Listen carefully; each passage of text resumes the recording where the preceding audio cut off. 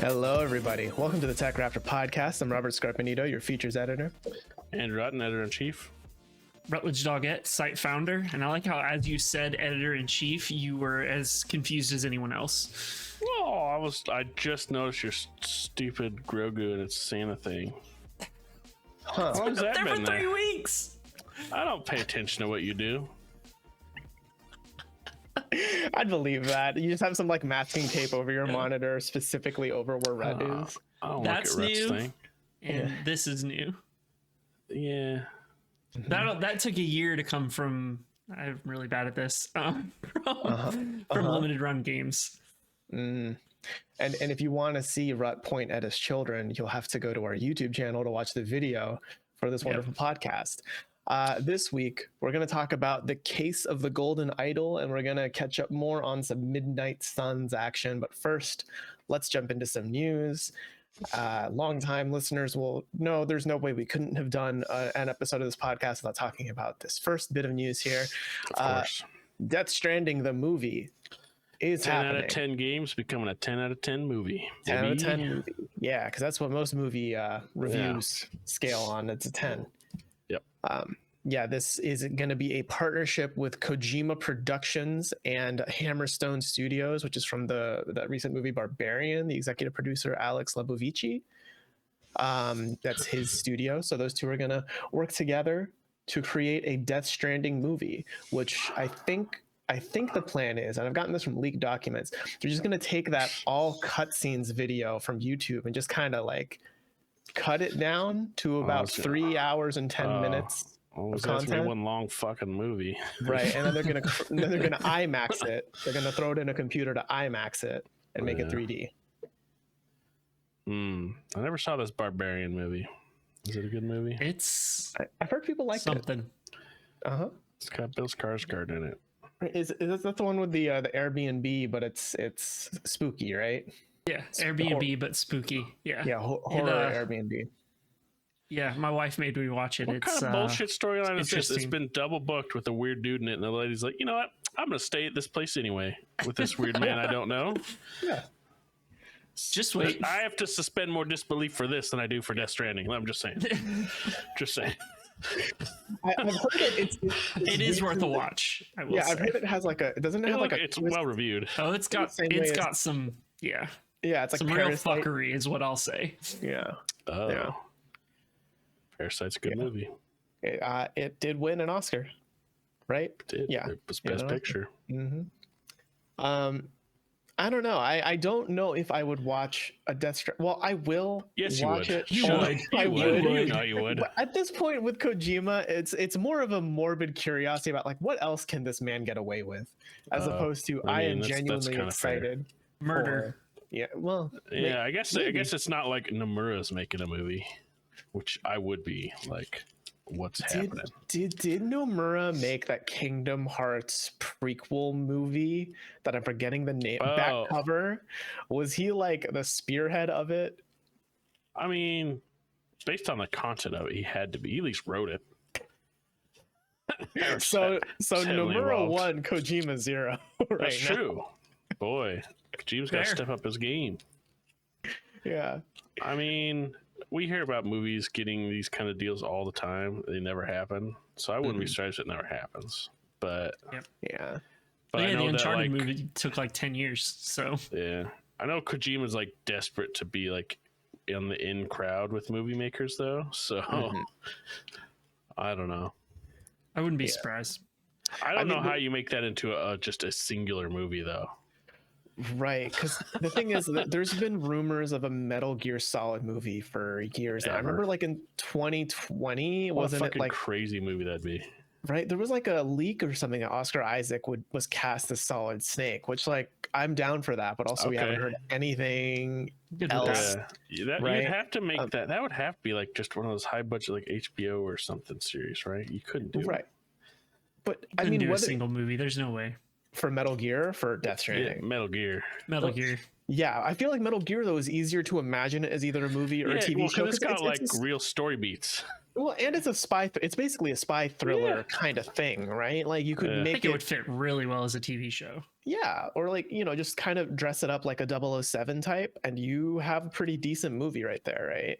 It's true. But Death Stranding, it's a lot of walking, Yeah. it's a lot of climbing. I mean, yeah, that obviously be the stuff that gets cut. So what's left? There's all kinds of scenes baby. with with old Guillermo and the BBs. Nicholas Winding Refn and who the fuck else is in that again? And Mads Conan Mikkelsen. O'Brien is in it. Yeah, and oh my God, And Jeff G. Keighley, Hollywood star Jeff Keighley. Will G. Hoff be in the movie as a cameo? I hope so. Guaranteed. Yeah, because and what I mean, it's got a star. What if it didn't star Norman Reedus? Like he recast. Yeah, but that's the other weird thing too, right? It's like with other video games turned to movies, like Nathan Drake is a recognizable character, but he's not an actor, right? Actual like you don't person. yeah, you don't look at him and you're like, oh, that's Matt Damon or whatever, right? But here you look at Sam Porter Bridges and you're like, that's Norman Reedus. It's Norman Reedus. Yeah. Like there's even a line in the fucking video game where he says, oh, this bike's cool, or something. It's just like that bike from Norman his Reedus' show, the ride or some shit, right? Yeah. You think they'll still be drinking like Monster Energy, like It's Bang Energy now. Well, I mean, in the remastered Probably. director's cut or something, didn't they replace Monster Energy with something They did. generic? I don't remember what it was, but yeah. They'll get a bigger sponsorship from Bang for the next one. That's right. That the rain gets turned into that. Yes. Man, could you imagine if this movie gets made? It stars Norman Reedus, and the opening shot is him watching Ride by Norman Reedus, and before he gears up for a mission. It zooms in on his feet as he's getting dressed. Yeah. And I don't know. Like would be very curious to see what this would be, but I don't know. I don't know how you condense that down, because part of it is like the slow unveiling of all the weird shit in the game. That's what gets kind of interesting. Mm-hmm. And it's like, man, if you condense that, I think it would be less impactful, probably. Yeah, because I mean, I've always said with Death Stranding, it's the 20 hours of boredom that is the secret to the magic trick of the game. Like you need to buy into the boring aspects to feel better about the other aspects, is how I have always seen it. And that usually doesn't work in movies. Also, how do you make a Strand type movie? It's a good point. And the year it comes out, would it by default win best Strand type picture of the year for being the only one? So like that was the big thing with Just Stranding. It was, connecting people. Right. How do you connect people? Each movie theater is a thread. Is each movie theater gonna have Who Wants to Be a Millionaire, where they each would like the audience gets their little remote where they can vote on the answers, and it's like a choose your own adventure voted by the audience. Or maybe it's like you go to the theater and it's only 10 minutes and you get like a 10-minute snippet of the movie, and then you have to go online to Twitter or Mastodon and connect with the people around and be like, I saw this part of the movie. Where do you think it fits into the whole thing? Like, what did you see? Maybe, or every movie theater gets a different cut, or it's going to be like Clue. Remember the movie Clue? Anybody seen that? No. You haven't? Anyway, you guys should go see Clue, because obviously it's based on the board game, and somebody gets murdered and they solve the murder, and they had several different cuts of the ending to pin the murder on somebody, and you depending on where you were at, you saw a different ending. That's kind of the movie. Yeah. So they need to do that with this. Yeah. Allegedly, that whatever this plot is, which is under wraps, is going to introduce new elements and characters. Under wraps, I think we know. Well, no, they're going to introduce new elements and characters, allegedly. So I think Mads is coming back. Maybe Mads is coming back, or hey, we don't fucking know when Death Stranding 2 is going to come out. Maybe this is an interquel. Maybe this is like, you need to have played Death Stranding 1 and then watch this movie. And then watch this and then play the second one. Yeah. I mean, like it's going to have a dumb name, like Death Stranding Intermission or something like that. Are they Square Enix now? Maybe. I don't know. I guess that's one thing Kojima's been pretty. The naming conventions have been pretty normal. Mm-hmm. It's true. So Yeah, they're not as bad as like it's not going to be Death Stranding 2.9 or 2.8 final passage. Well, I mean, we just established that he's not quite on the genius level as Nomura, right? So It's true. Yeah. that's the next level. Mm-hmm. Yeah. Only Nomura would make an animated movie set hundreds, thousands of years before Kingdom Hearts. I don't know the exact timeline. I don't think it's that long, but yeah, it's a while. Yeah, about hooded characters that no one knows the names of. Yes. Mm-hmm. It's slower. Shut up. It's the Silmarillion of the Kingdom Hearts universe. But wait, no, it's not though, because Tolkien never intended that to be something published. It was just his notes. Right. Well, that might have been the same for Nomura too. It's just his notes are in video form. I don't know. I think he very intentionally wants his shit made. Fair. Speaking of things getting made, Amazon is partnering with Crystal Dynamics, which was recently purchased by Embracer, just as a reminder, to create more Tomb Raider games, or specifically one. You think? Okay, yeah. no, Make you one more. You think yeah. that they like got together because Amazon's like, you recently made a really bad games as a service game nobody liked. That's kind of our brand. And Welcome to the family. We'll partner up with you. Do you think maybe they had like an initial pitch of, we want you to make Marvel's Avengers 2? That's right. We really loved your work. And then Crystal Dynamics is like, actually, we didn't. Can we just do what we used to do? Can we make a Tomb Raider 2? Or hell, even a Deus Ex? They don't do that. No, that's Eidos Montreal. That's Eidos Montreal. You're right. Yeah. Crystal Dynamics is the Tomb Raider devs. They've been making it since the beginning. Right. Yeah. I'm down for. I mean, the Tomb Raider reboot series is great. So I agree. I'm down for that. Yeah. Good enough for me.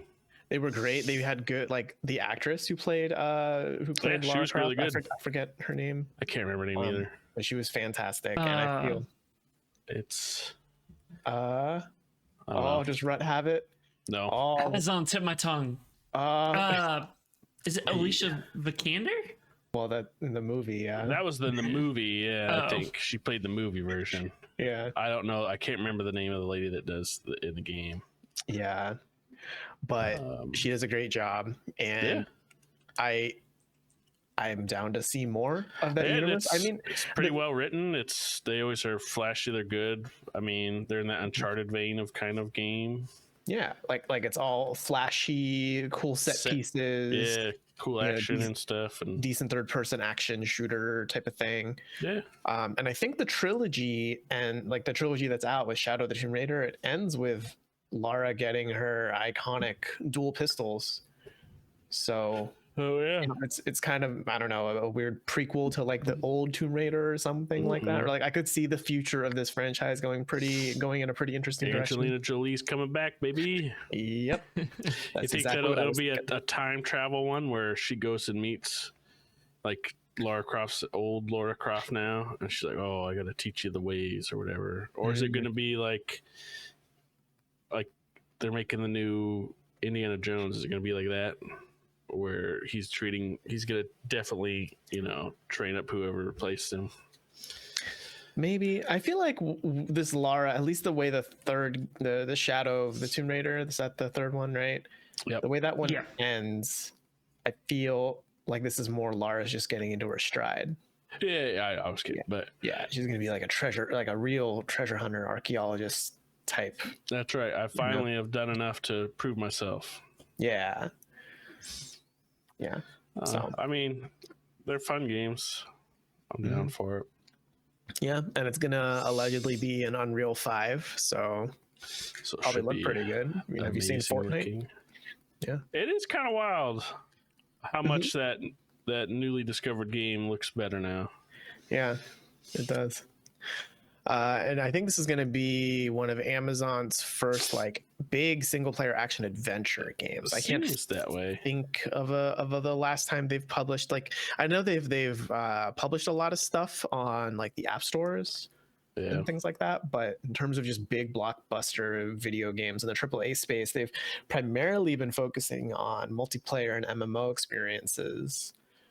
So, like, you guys remember Crucible? Yep. Me neither. I do. Ouch. I wonder what's interesting of like why Amazon what got involved. Like what do they get out of this? Like, obviously they're gonna say, hey, we produced this game that is gonna likely be relatively well received critically and by fans, most likely. If I'm just to guess, even though it's ways off, it's probably gonna be pretty good. I wonder what kind of nonsense they're going to have with whatever deal they made with Embracer. Exclusive to Amazon Luna. Boy, wouldn't that be a fucking... That'd be crazy. That would be some shit. I always forget Luna exists. I think Amazon does too. So I might have just given them that idea. For people that don't are like, what's Amazon Luna? That's Amazon Stadia. It's their streaming. Amazon Stadia. Yeah, Stadia is the most apt comparison. Yeah. Amazon Ouya. Mm-hmm. Yeah, I doubt that's the route they're going to take to be like, yep. I don't think so. But yeah, I do wonder what they get out of it other than to be like, look, we can say we helped make a really good game, but likely a really good. I mean, if they continue with the same formula they've been doing with Tomb Raider, probably pretty good. Yeah. Yeah, and I think that there's a part of it too where, this could be their like, EA kind of went through a similar arc where for a while, you remember back in the good old days where they were like single player games are dead. And then they published Jedi Fallen Order and it's like, oh, hold on. Wait a minute. Yeah, people like those. Yeah, and hey, remember how the only thing people talk about with Titanfall 2 is the campaign? That's right. Yeah. Well, only because they completely fucked their multiplayer by putting Battlefield out like the next week. Right. Yeah, that's true. They just kind of shafted it completely. Yeah, they completely hosed it. So let's have two very similar franchises compete with one another in a 2-week period. Go. Mm-hmm. And one of them is Battlefield. Yeah. Go. Yeah, one of them was one They did the same thing with 2042 as well. They dropped it around the same time as one of the Call of Duties, I think. I remember. That usually happens. Yeah, and I mean they don't own Call of Duty at least. So it's not like they're sending it out to kill itself. Well, I mean they sent it out to die this time. Yeah. I mean 2042 had its own. Well, it's no Battlefield Hardline. Yeah, that's for sure. Remember that? Mm-hmm. Yeah, good old Battlefield Hardline. But anyway, Tomb Raider. That franchise that didn't sell enough for Square Enix. What was it? 6 million for the first? Sells enough for. It's gonna hopefully sell enough for Amazon. Apparently. Yeah, I wonder if Amazon looks at its video game division that way. I mean, it's a business. I'm sure it's looking at like profit margins and all that. But in terms of money, I mean, AWS makes more than enough money for that company. It's the brunt of their earnings. Yeah. Like it's kind of like how Microsoft can kind of just drop $69 billion on a company. It has that. I mean, I don't know if Amazon is at that level. I don't know the figures for that tech sector as much, but they have that similar vibe of, they've got a lot of money in the bank. Yeah. They'd have a lot more if they hadn't lost the Jedi contract to Microsoft, though. Yeah. Yeah. That's government shit, though, right? Not Star Wars shit. Yeah. It's an very interesting name for what is essentially a government contract. I thought it was funny. Right.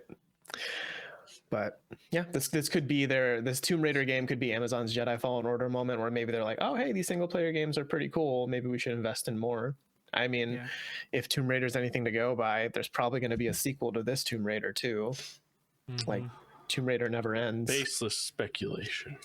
It's purely baseless. They've only been making Tomb Raider games for almost 20 years or 30 something years almost. Yeah, this is probably the last one for sure. You're both right. Probably. Yeah. They're gonna name this one like the Death of Tomb Raider or something. Yeah. It's like the first Amazon Tomb Raider, they just kill her off. Like, yep, series is done. Like in Wrap it up. the first 10 minutes, and then they First 10 introduce minutes. a new character, Naughton Dirk. Yeah. He's a hero, wisecracks all the time. Has his old man friend named Selly. Sully. No, Selly. this is when they introduced young man Sully. He actually learned everything he knew from Lara Croft. Ah, so they're all connected. Yes. It's all one universe. And then it rolls into the Uncharted reboot that's allegedly happening. That's right. Yeah. Which is actually just Indiana Jones because he learned from Nathan Drake. Oh shit. Even though Indiana Jones happens in like the 30s and 40s and shit because the Nazis are around. But, Well, time travel. you know, Some sort of time travel. yeah. Yeah. Anyway, Indiana Jones is coming out next year. Yeah. Hey, speaking of Heard it here franchises, franchises that never end, Bayonetta. Mr. Hideki Hopefully never ends is what he's hoping. Yeah, Hideki Kamiya, the head honcho over at Platinum Games, he wants to make more Bayonetta games. I mean, yeah, that makes sense, right? It's probably Platinum's most successful IP. Not even probably, it is. It Definitely. is, yeah. So they probably don't want to lose it, and they have plans. Well, he has plans on creating Bayonetta 4 and 5, and he said there's even been discussions about making 9 total games in the Bayonetta series. It's a lot of games. Yeah, this is like Final Fantasy. It's endless games. This Yeah, is we're gonna see Dynasty like Warrior. some days are gonna be like Bayonetta 14. It's gonna be their MMO. The Bayonetta MMO. They're gonna have 11, which will be an MMO. Yeah, which nobody likes. Like, Yeah. But then 14. Well, first 14, no one's gonna like that either. That's true. And then it hits. And they do a full revamp. Yeah. That's right. Mm-hmm. I don't know. I mean, I like Bayonetta. It's fun, but it does feel kind of weird to say this based on what happens in Bayonetta 3 at the end. Oh.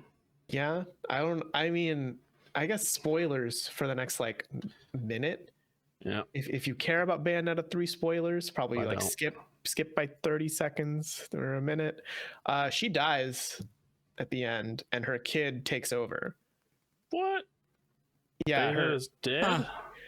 Well, she goes to, this feels like she could totally be resurrected. Somehow. yeah, she sinks to hell. She could totally come back. Oh, for that's sure. the next game. She's just fighting her way out of hell. Well, no, but then Bayonetta. it ends on a It's freeze just frame. Hades. It ends on a freeze frame of the daughter being like, "Hell yeah!" And then it's like, and then there's like a little logo. And it's like Bayonetta, like Viola will return, and Bayonetta is basically what they do. Amazing.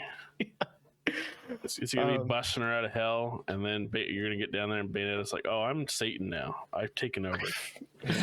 Maybe she's like the final boss. So. No, I mean, she's like, "You don't need to save me. I've kind of made this home." Yeah, well, I'm because good now. it ends with Viola fighting a shadow version of Bayonetta, which is very contrived and just happens out of nowhere. So the shadow version of Bayonetta can basically say, "I pass the torch to you. You are worthy of carrying this franchise," which I don't know. I've heard people aren't as happy with. They don't really like her that much. She's Just okay. The overall vibe. Viola, yeah, she's. That'll alright. happen when you've got a beloved character that they move away from. Yeah, and also Viola. I mean, she's like. I think if she were the star of her own game, separate from the Bayonetta franchise, I think she might be received more positively. But she is kind of just in the shadow of, like Bayonetta is just pretty great. Yeah. Yeah. So I don't know what Bayonetta 6 or 7 could look like. Maybe Bayonetta 7 will be like the Final Fantasy 7 that's where it really, hits mainstream appeal and sells billions, trillions of copies. Everyone buys it 5 times, Wow, that still wouldn't hit trillions, but 20,000 times. Everyone buys it 200,000 times.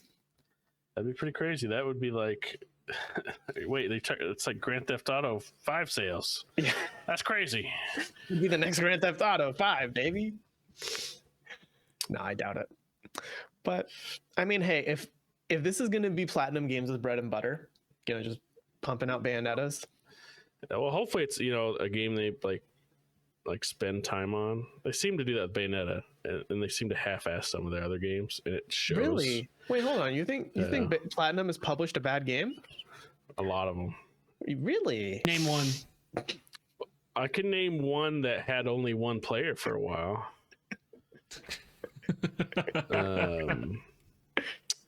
Oh, Babylon's Fall. They do a lot of bad shit. They do. Wasn't there like Teenage Mutant Ninja Turtles game pretty rough? Sure. Yeah. And they just do a lot of stuff where it's obvious that they're half-assing it or rushing it. It's like they know how to make good shit. We know that, and it's just obviously cut corners, which sucks. I mean, they also did make Nier Automata too. Like, well, they do good stuff. I'm not saying they obviously know how to make a very good game, right? No question. They just do these small half-ass projects a lot. It's true. Yeah, that's fair. Yeah, and I guess in a way, this is a Nintendo story too. Now I think about it, I always forget that Bayonetta is a Nintendo exclusive. There's something about it that just does not click in my brain, even though we've lived in this world for like almost a while. Like 5, 6, 7 years or so. That is true. It's a strange Nintendo franchise. Doesn't really fit in with the rest. Yeah, there's something about Bayonetta's whole vibe that isn't Mario. This is definitely not Mario. I can't put my finger on what's different. Yeah. Mm-hmm. It's not the guns, since Mario's got guns now. He does. He has like a Mega Buster gun. How rad was it when fucking Miyamoto shows up on stage with a fucking gun to talk about Mario? That was pretty rad, right? Yeah, that's pretty cool. That was pretty good. Yeah. Well, hey, more power to Mr. Kamiya. If he wants to keep making Bayonettas. Hey, you do you, man. You do you. And hey, Jennifer Hale could use the work, right? I mean, it's right. Yeah. She's a starving actor. Right. Last game on our list here, Guerilla, who makes the very popular Killzone franchise and a little known indie gem you might have heard of, the Horizon games. They came out before 2 very big open world games, if that helps. They are working on a multiplayer version of the Horizon game. And this is separate from their VR experience of Call of the Mountain. That's totally on its own project. This is just a new internal team at the Amsterdam studio that is doing a multiplayer game set in the Horizon universe. There's so many ways they could go about this. The one that I hope for the most is a Monster Hunter like. That'd be just pretty cool. Give some weird, crazy ass robots to fight and do it the same way as Monster Hunter or Dauntless or whatever, where you're just kind of teaming up with people. I think that could be fun. Yeah, it could be. And it's going to be new characters with a unique stylized look. So it could be like this really cool looking Monster Hunter type thing. Because I mean, already Horizon has a similar vibe, right? Of like, you got to shoot off that part. Yep. And I mean, aside from like, what are they called? Thunderjaws? Yeah. Right. The big T-Rex types, and probably some of like the final bosses that I don't know because I haven't beaten them, and Auden would definitely know more than I do. Like killing your average robots, it doesn't feel that Monster Hunter-y, but the bigger ones definitely has a Monster Hunter spice to it. They've got more. They've got a few more bigger ones in the sequel. Nice. That are way fucking harder than a Thunderjaw. Nice. Yeah. That are big. Like I remember going up to one because I was all confident, like, "Oh, Thunderjaws ain't shit," and that one just fucking wrecked me. And I was like, "Well, gotta learn this one." Yeah, like I think I fought like a rock breaker or something like that. Yeah. I forget the name. Those things are pretty big. I mean, that was like kind of a mini boss. It was like in an arena. Yeah, the one I'm trying to remember the name of it. It's like something spine. Anyway, I could definitely see a big monster fighty thing going on. I don't know what else they would do. I mean, because it's a lot of like stealthy gameplay. Like the worst parts of the game are fighting human enemies. That's the worst part of the combat. So like I hope it's not that for the multiplayer game. Yeah, that would be pretty lame. I wonder too if they were really big on the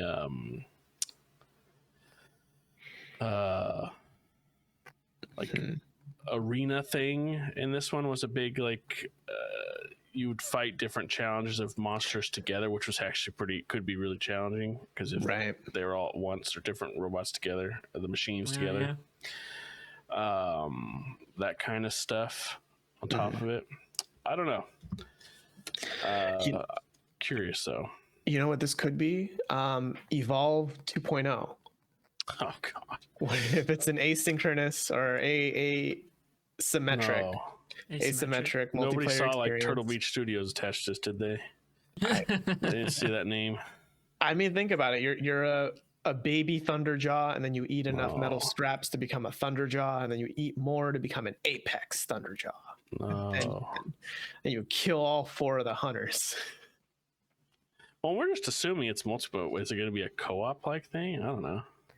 I mean, they just said multiplayer. I feel like it's going to have to have some sort of, I don't want to say like live service, but it's going to be like Ark.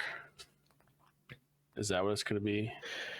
Oh, like a crafting and survival. You befriend some of the things and erase some machines. Yeah, I mean, this could be a Fallout 76 kind of thing, right? Where everyone creates their own communities out there, because that's kind of what Horizon is, right? It's like little communities of people who have banded together. Yeah, you just do that. I hope it's not that, because those games fucking suck. So yeah. Anyway. Yeah. I don't know. I think it could be neat because I think Horizon has a pretty strong identity in terms of, its world. And so, like, well, at least you look at a robot dinosaur and you're like, yep, that's Horizon, right? It does. I mean, I think it definitely does have its own thing going on. Yeah. So I could see Sony kind of capitalizing on it. And I mean, hey, didn't Sony say they want more live service type things? Maybe this is one of those. I'm sure it must be.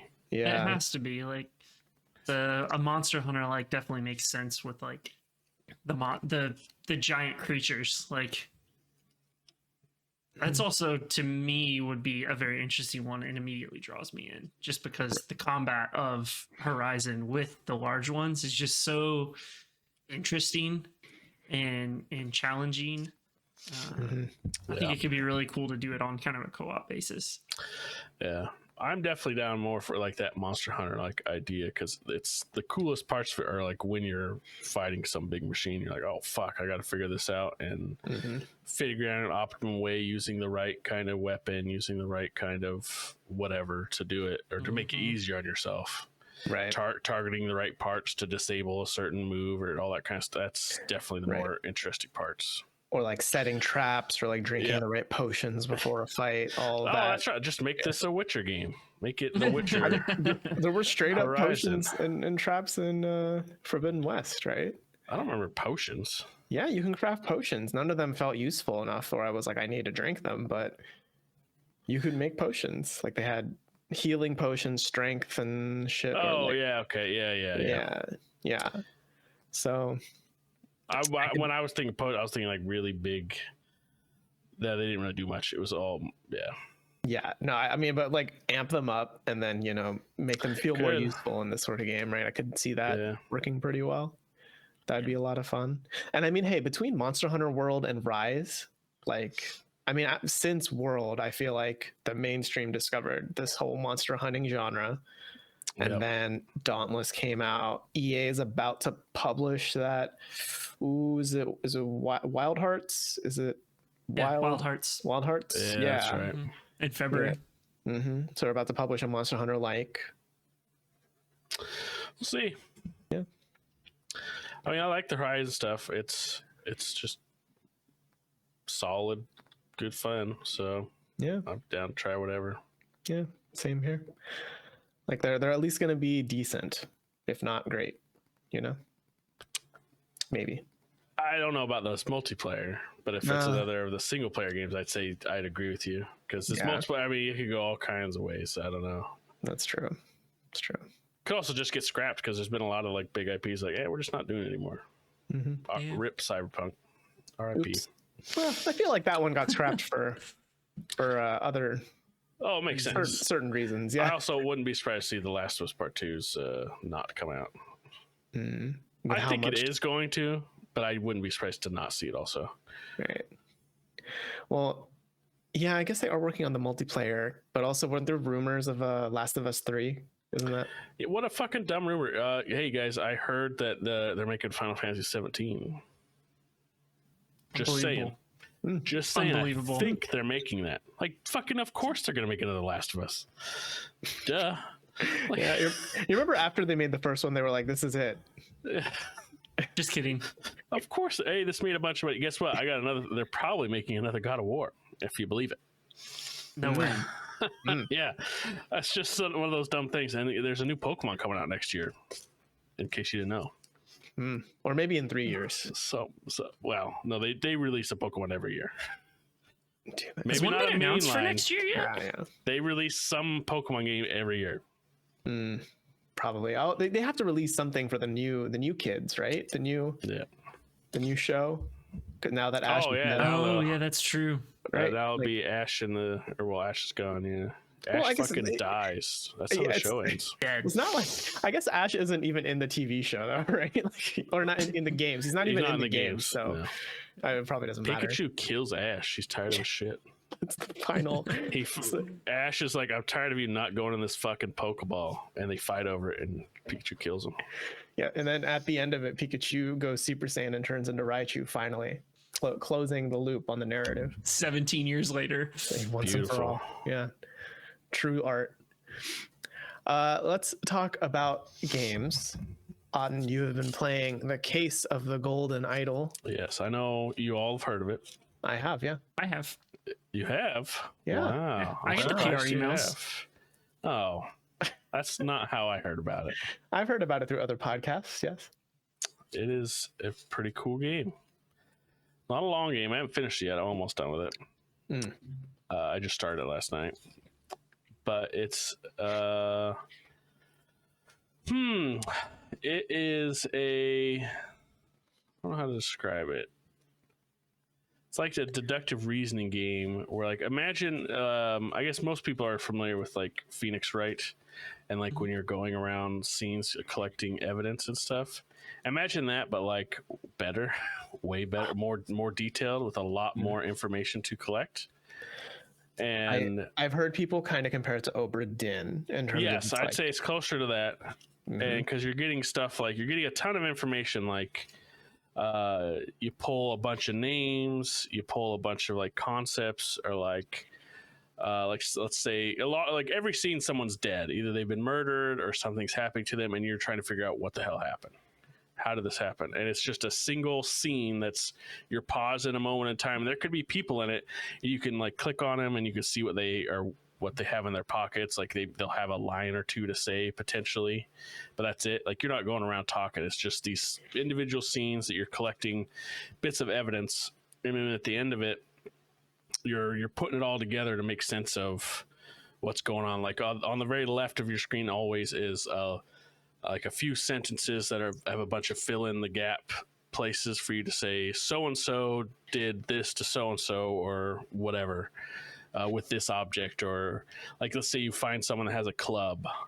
One of the verbs you might get is clubbed, so that's something that you could potentially plug in later. Be like he clubbed him, or he so and so shot this person, or was shot, or stuff like that. But they give you very interesting scenes. Like one of them was a dinner scene where you had to, one of the little things you had to figure out was where everybody was sitting. Because they're all up because someone gets poisoned and you're like, holy fuck, who did the poisoning and why? And you have to figure out where they're seated around a table, and that's important to figure out who was poisoned. And you got to go read all this evidence to figure out who was the poisoner and why did they do it. And every scene you get a bunch of people in it, and part of it is just naming the people. You got to figure out who the fuck is who, because sometimes you'll get lucky and they're like, hey dude, like what's her name, like hey Lucia, or like, oh good, I know that lady's name because she said it to her, so they're talking. But a lot of times it's you just having to figure it out and put it together because they don't tell you.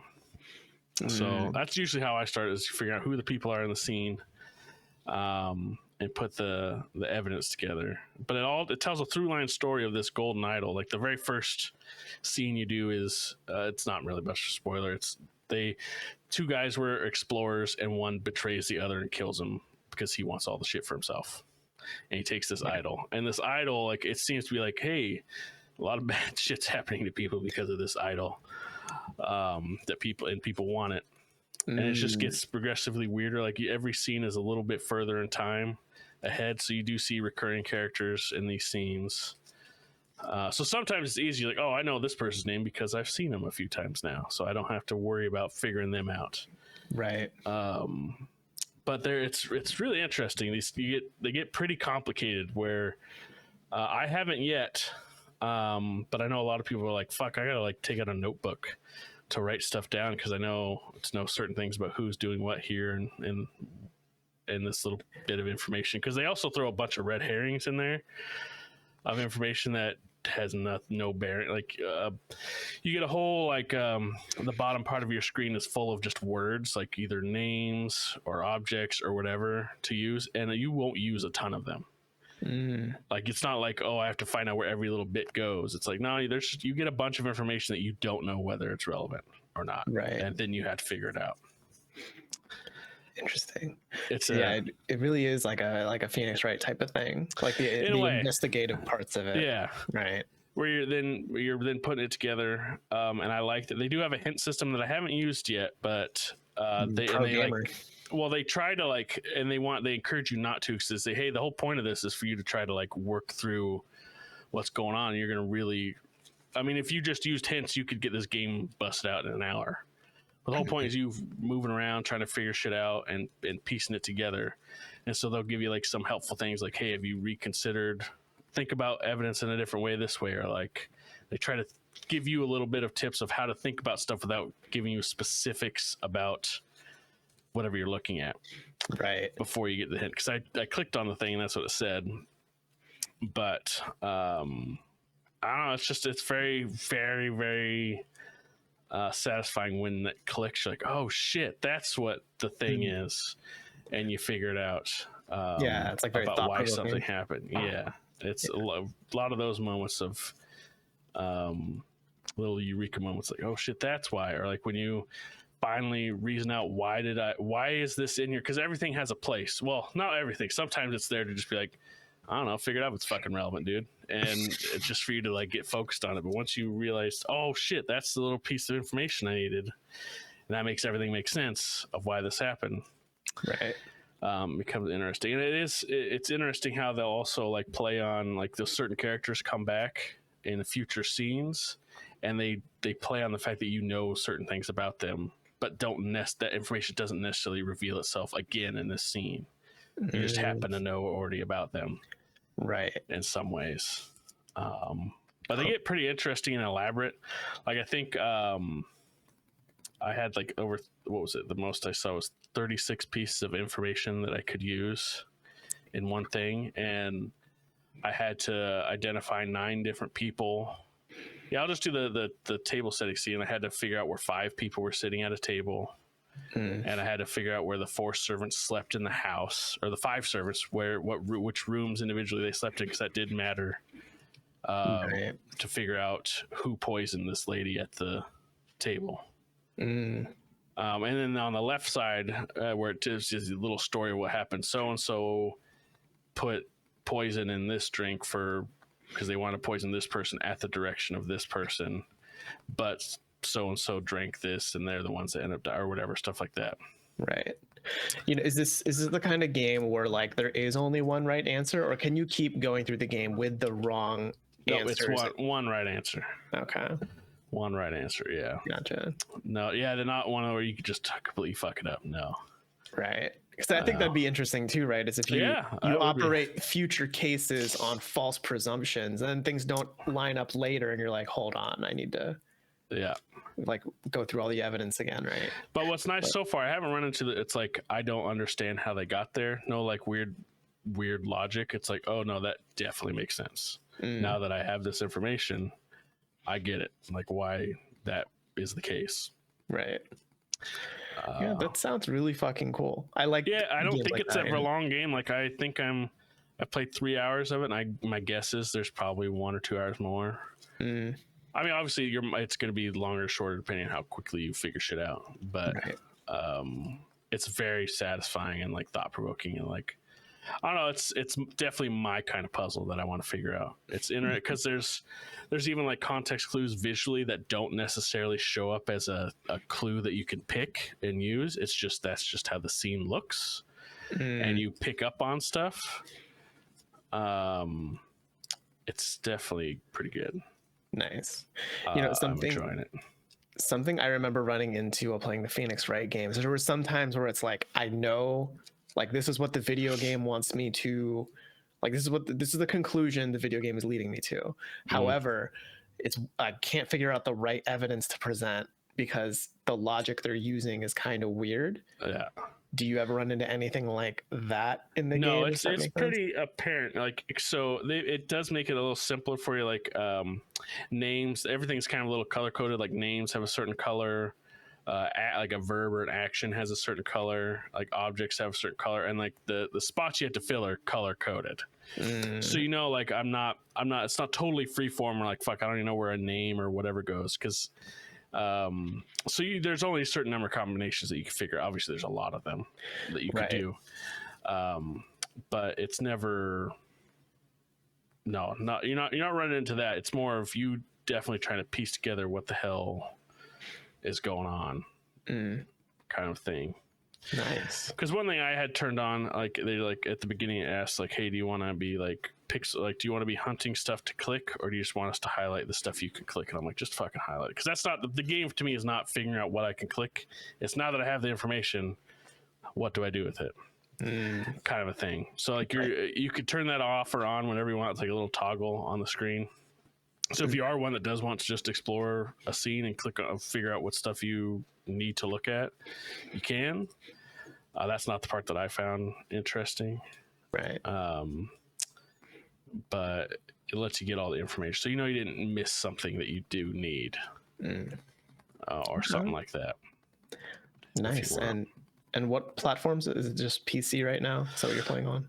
I'm playing it on Steam. I don't know everything that it's on. Yeah, because I can't say I've seen it on the PlayStation. I was just looking at the PlayStation Store last night. I didn't remember seeing it there. Well, it's something that it came out back in October. It looks like it's on GOG and Steam. Yeah, it looks like PC only. Looks like it might be a PC only thing. I mean, it has controller support. I saw like you can set that up.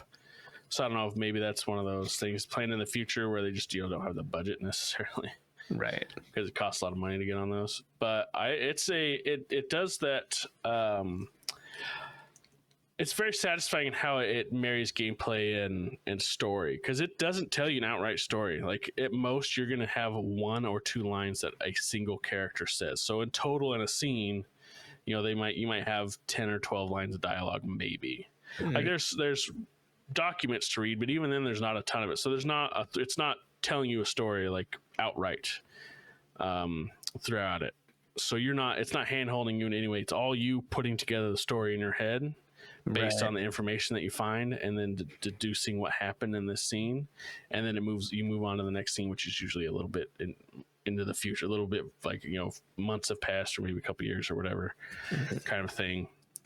And that's what's satisfying, is how a lot of games can tell you a story, but they don't necessarily marry the gameplay with it, and all of this is done through the player. Right. Completely. Even from the beginning, it doesn't tell you anything. Like you just get into a scene and you just start clicking around. Like, I don't know what the fuck I'm supposed to do in this game, but it's just figuring out what you do. And I don't know. It clicks immediately. Right. As soon as you get like, oh, I know exactly what this game wants me to do now. And it just the way that it's all up to you and everything goes through your head. Like it doesn't give you anything. It's all you figuring everything out. It's pretty satisfying. You put together the story. It's not spelled out. That's a good game storytelling to me. Yeah. I mean, it's not told at you. You make the story essentially, in a way. So you're a big fan of the Soulsborne series, Elden Ring. Yeah, I do like that aspect of them. Yes. Just not the rest of it. I think that is sometimes a little needlessly obtuse and way too spread out in a story. obviously this is it's a through line, like it's not that. Right. But I do like when you were the one piecing stuff together, because it's the interactivity that makes games great, right? And so if you can get that into the story people are experiencing, not like, okay, I played gameplay for this cutscene to play more gameplay to get to the next cutscene kind of thing, where it's all married together and happening at once. Not a lot of games do that very well. I think this does. I think it's excellent. It's a great game. I started the devs, it looks like their first game at least is this team. I was like, damn. So whatever they do next time, I'm down. It's pretty great. Yeah, I feel like there's not that many games in this kind of genre. I don't even know what you'd call it, like a I don't know. detective deduction genre. It's kind of like it's point and click vibes in the way that you're collecting certain things and but you're not. There's no exploration. It's literally like here's a tableau of something. You're seeing a murder scene and the people like freaking out around it, or whatever, and figuring it out. Yeah, because I can think of Obra Dinn is like the direct comparison, and it makes me think too of like Masked Brutale. Is that smaller game where it's like you can rewind time, so you have to explore the area as a murder is about to happen. So you're trying, like you always, so you have to go back to the beginning every time to figure out all the clues. It's like 12 minutes. Great game. 12 minutes, exactly. It is a lot. Well, 12 minutes is another game in this genre, perhaps not with a great conclusion, but great similar. Idea. Yeah. It's just a great little logic deduction kind of thing where all of the information is there and it all makes sense if you think about it. There's no moon logic bullshit where you're like, I don't understand how they got to this. Right. If you pay attention to what's in front of you, you'll get there. Yeah, like the skill checks are all in your head, kind of. Yeah, well, yeah, that kind of stuff. And I don't know. It's very satisfying that all the tools are in your hands and you just need to figure it out. It's like one of those. It's like the nonary games when you're like the first time I played 999, that was one of the only games I've ever like actually written out notes of like, okay, this fucker was here where you want to get to the true ending, because there's a bunch of endings to it, but you want to figure out what is it that actually happened and who was where at what time and that kind of thing. Not a lot of games do that for you. Yeah, it's very true. Anyway, I think game. Yeah, it's good to hear. The Case of the Golden Idol, if you want to check that out. Highly recommend it. Hell yeah. Rut, you have continued to play Marvel Midnight Suns. I've also played a bit of it. You said you were 40-ish hours into this video game. I'm a fair amount in 35. 35. Getting close. Yeah. So do you feel like you're close to an ending? Because I've heard this game is like 80 hours. I don't know. Like, okay. So I've finished all of the stuff in kind of the Abbey area that you can do. I'm missing like one journal, so at some point I'll go hunt that last one down. So I've like done all of that stuff, and really all that remains is like the core story and kind of character interpersonal stuff.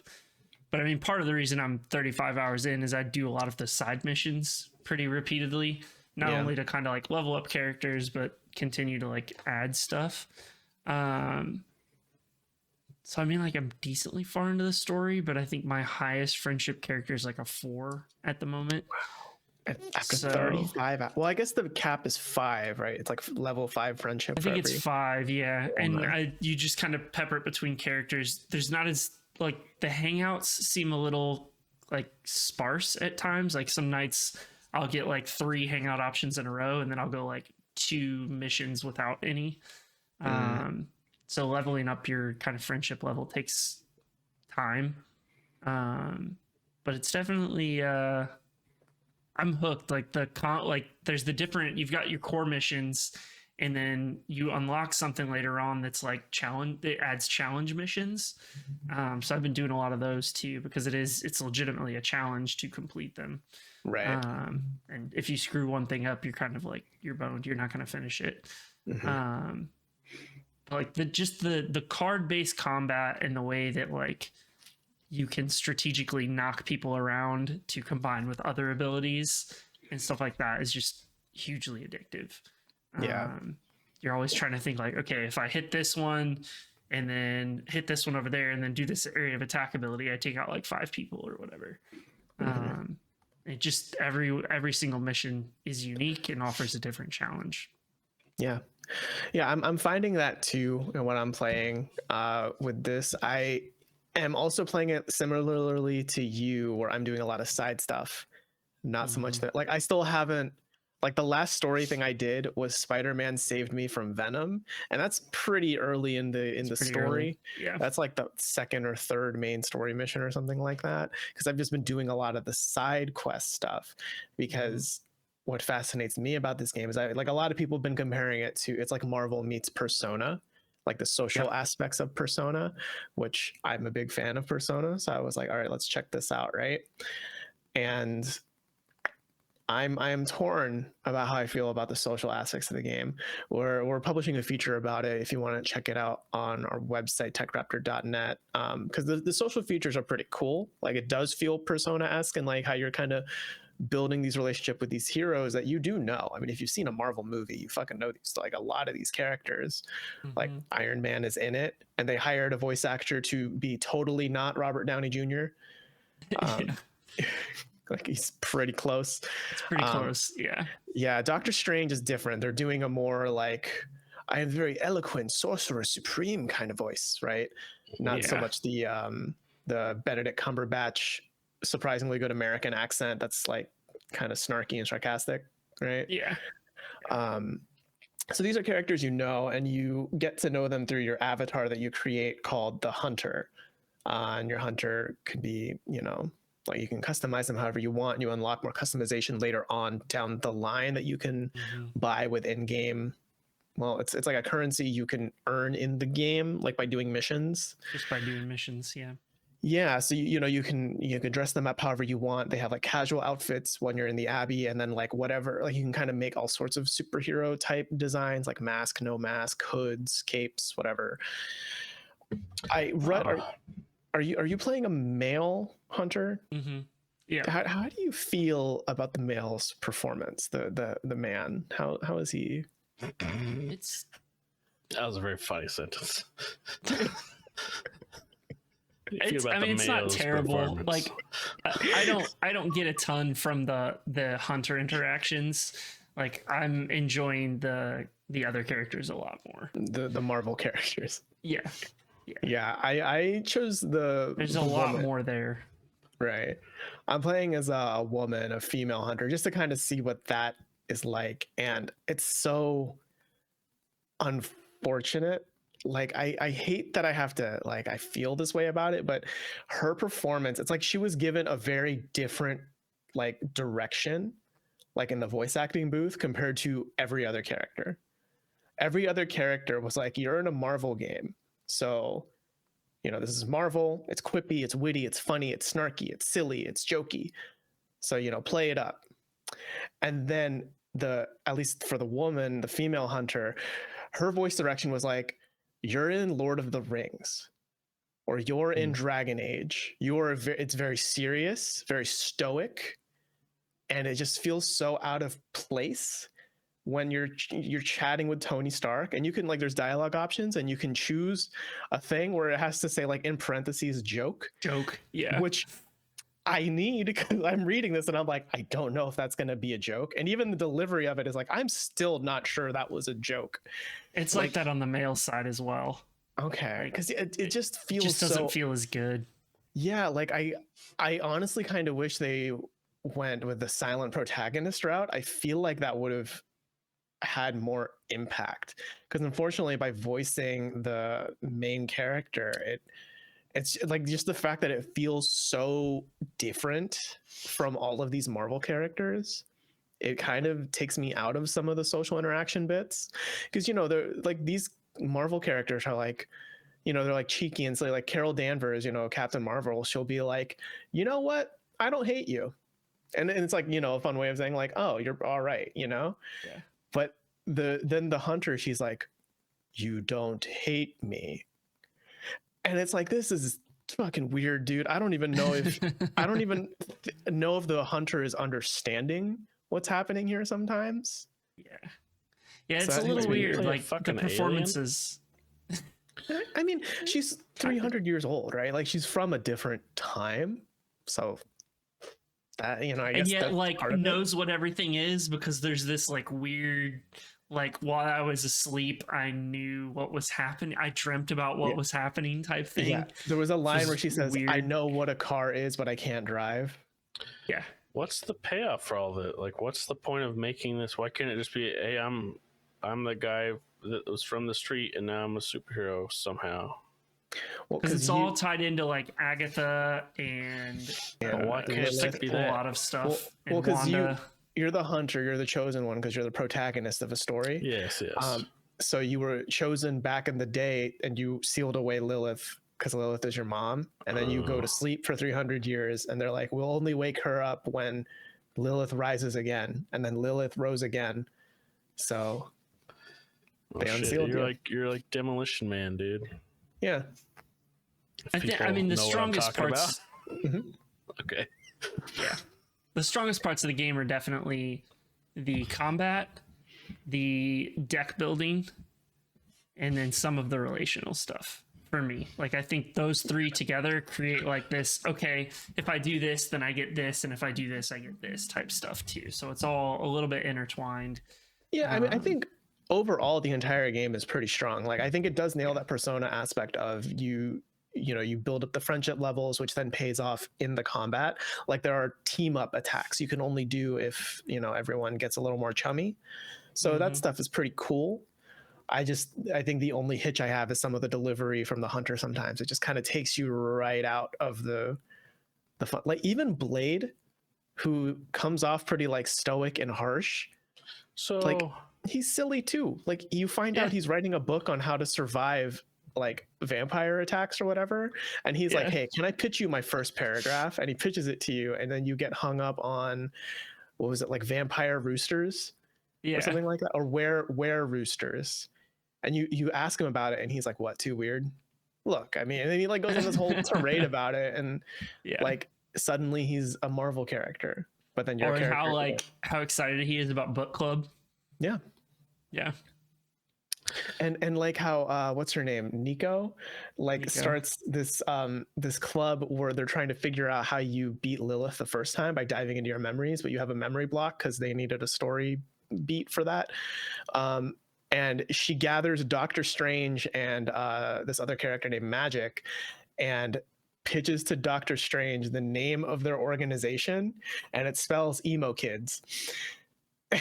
And Doctor Strange doesn't know what an emo kid is, so he's like, "Yes, that will be our name." Yeah. So is the social stuff and that kind of thing more like Fire Emblem or more like Persona? This is sounding very Fire Emblem-y to me. I've not played it. I think Persona is still the more apt comparison. I think you build a little bit of friendship in the fights, like that's very Fire Emblem-y, and then after you build enough friendship, you get a little cutscene, right?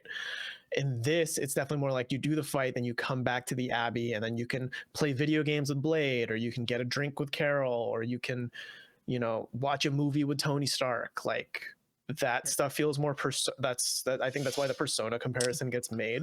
And then once you hit a threshold, they'll text you and be like, "Hey, you up? Want to hang?" Basically, yeah. And then when you hang out, you got with Tony them, Stark like, "Hey, I want to go. I like your company. I want to go on a walk with you." And you're like, "All right, yeah, sure, okay." Does Pepper Tony know? Stark? Yeah. Yeah. But yeah, then they text you once you hit the threshold, and then there's like a little cutscene where they're like, "You know what? I like you more. I trust you more." It would make more sense if this is happening. It's like you always hear about the Olympic Village. It's crazy shit happening. Imagine a bunch of superheroes together. Fuck, get out of town. This game would get real weird real fast. Yeah, so I think Persona is the more apt comparison than Fire Emblem. I mean, I think if you like deck building and you like the XCOM games, you will absolutely love this game. Like, what if I hate deck building, but I like the XCOM games? I think you'll still like it. because the deck building it's not like insanely intense. It's basically you have cards, you can upgrade them, and you can add modifiers to them, and you can only have 8 cards per character. And so it's not like you have this massive amount of choice, and the fact that every turn your card pulls are randomized, it's not as intense as like, because you can redraw and stuff like that. It's not like, oh, you have to have the perfect deck that perfectly aligns. See, you can't really screw yourself over.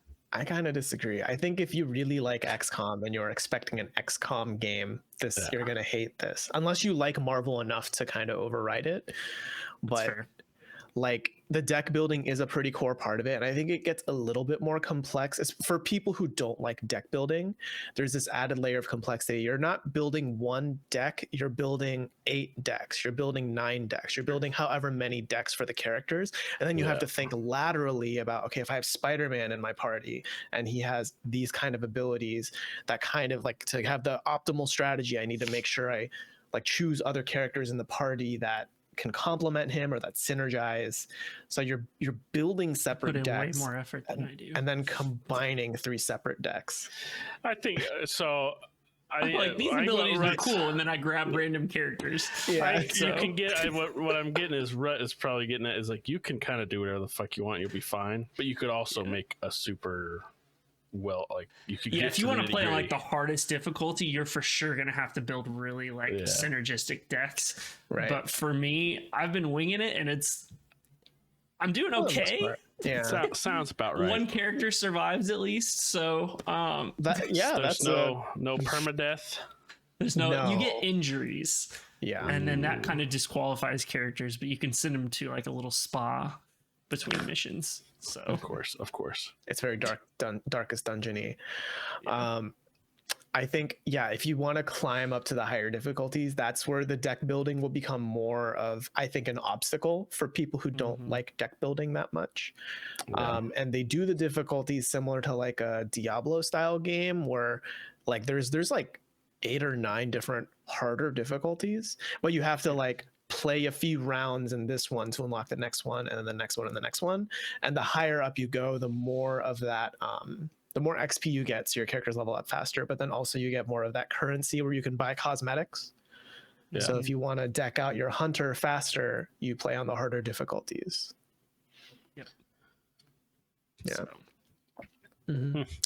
But overall, I mean, I do dig it. It is pretty fun.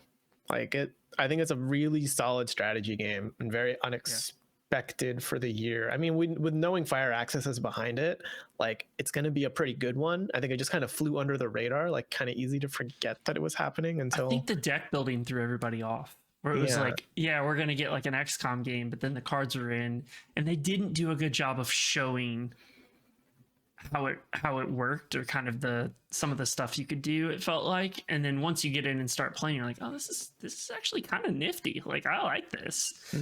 Because I had no intention of playing before the reviews started coming out. Yeah, same. It was the reviews that kind of tipped me toward it. Because at first I was going to get Callisto Protocol, and then that, oops. What happened with that? Well, the reviews made it seem not as my vibe as I'd want it to be. So Dead Space comes out in a month. Exactly. And that I'm excited for. I do think some of my favorite things in the game is the synergies you can do, though. That is fun. Like, so you can create holes in the ground to hell with Ghost Rider, and then like a bunch of other characters have knockbacks, so you can just knock people into hell. Yeah, and like that feels pretty cool to do, like when it's just that synergy going on, right?